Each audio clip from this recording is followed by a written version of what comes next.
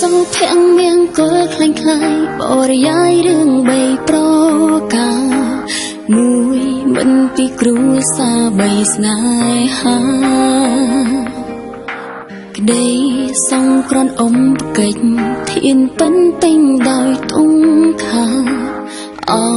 វាសនាអោជីវិតខ្ញុំអើយ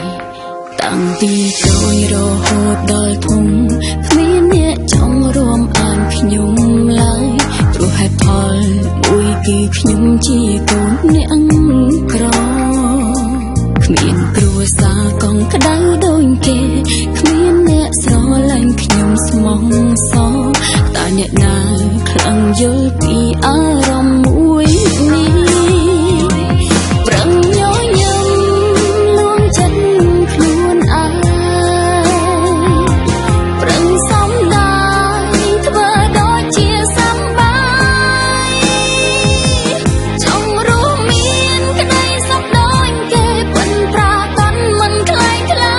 យចង់កិនឆ្ងាយពីលខោនជីវិត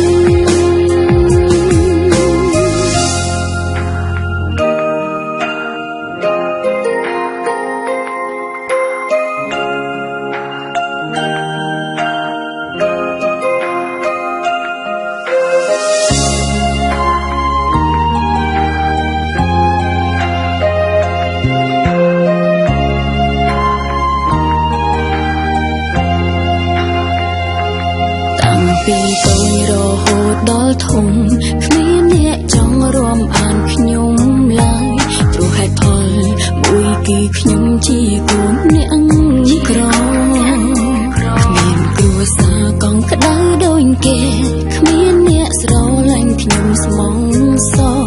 តែអ្នកណាខ្លាំងយល់ពីអា